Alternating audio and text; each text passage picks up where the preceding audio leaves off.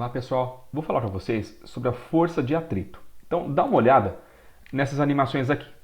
Na primeira animação, essa daqui, o personagem tenta empurrar uma caixa para a direita, mas ele não consegue. Porque a hora que ele empurra para a direita, com essa força FA, surge uma força para a esquerda, impedindo ele de empurrar a caixa. Na segunda animação, ele consegue empurrar.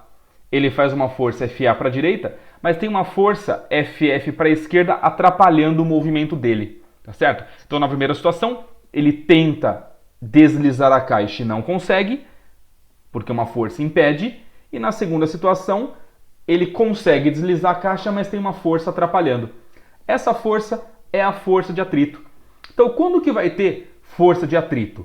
Quando você tem escorregamento ou tentativa de escorregamento. E a força de atrito, ela vai atrapalhar ou impedir esse escorregamento, ok? Bom, e por que surge a força de atrito? Repara no chão, ó. O chão ele é cheio de rugosidades, assim como a caixa. Então, devido a essas rugosidades ficarem em contato, isso gera uma força de resistência que é justamente o atrito, ok? Então vamos lá, vamos escrever isso. Quando que tem atrito? Quando há escorregamento ou tendência de escorregamento entre corpos, tentativa de escorregamento. Qual é a direção? A mesma do escorregamento ou tendência. E qual que é o sentido? Sentido oposto ao escorregamento ou tendência. Então pode ver, está tentando escorregar para a direita, surge o atrito para a esquerda.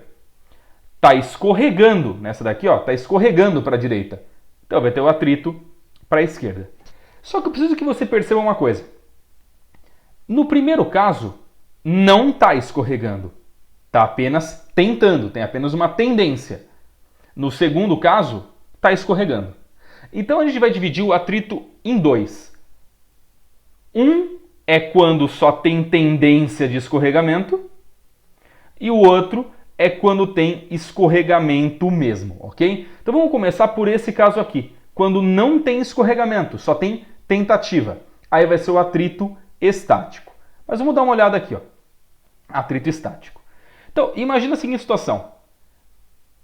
Eu estou fazendo uma certa força e vai ter o atrito no sentido contrário.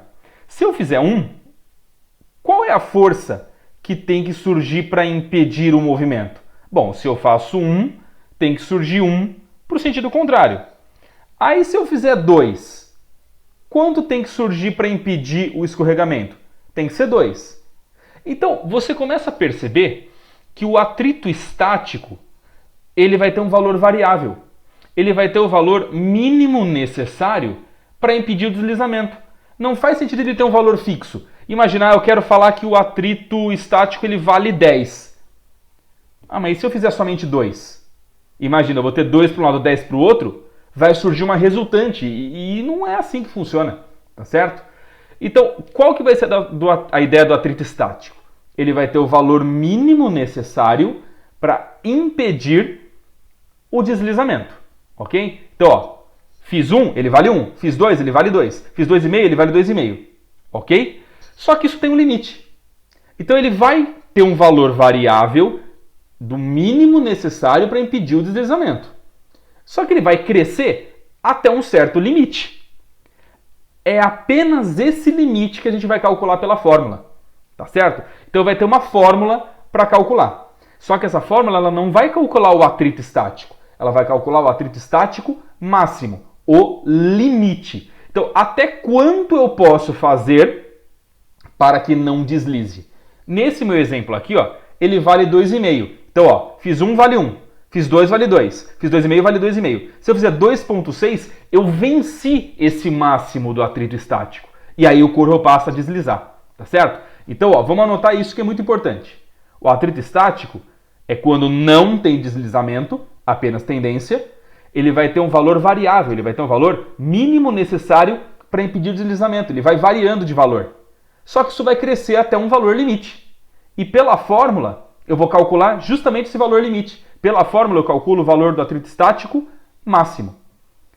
O μe é o coeficiente de atrito estático, ele é característico das duas superfícies que estão em contato, e o N é a força normal, tá certo? Então, por essa fórmula aqui, eu calculo o valor do atrito estático máximo. Até quanto eu posso fazer para não deslizar, ok? Bom, mas imagina que eu venci.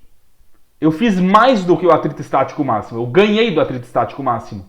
Aí eu vou entrar no atrito cinético, que é quando há deslizamento. Então, uma vez que eu venci o atrito estático máximo, aí o corpo desliza, eu entro no cinético. E o cinético ele vai ter um valor fixo, ele vai ter um valor constante. μc é o coeficiente de atrito cinético, também referente às duas superfícies, e N é a força normal. Importante, esse μc ele é menor do que o μe. Então, o atrito cinético vai ser menor do que o atrito estático máximo. Dá uma olhada nesse gráfico aqui, ó. Antes vamos desenhar as forças. Peso para baixo, sempre. Normal, fazendo 90 graus com a superfície. Esse corpo ele tem a tendência a deslizar para baixo. Então vai ter o atrito sentido plano acima, ok? Olha essa figura. Então, ó, aqui tem um gráfico da força aplicada em função da força de atrito. Pode ver, a força de atrito ela vai aumentando de acordo com a força aplicada. É o atrito estático. Então, conforme a força que eu vou fazendo vai aumentando, o atrito estático vai aumentando para impedir o deslizamento. Até que chega uma hora que eu atingi o limite. Se eu fizer um pouquinho a mais do que esse limite, o corpo desliza. E aí, a hora que o corpo desliza, eu caio para o atrito cinético, que tem um valor fixo, ok? Então, o atrito estático ele vai crescendo de acordo com a força que eu estou fazendo. Ele vai ter sempre o valor mínimo necessário para não deixar deslizar. Só que isso chega até um limite. Venci esse limite, o corpo desliza e eu caio para o atrito cinético.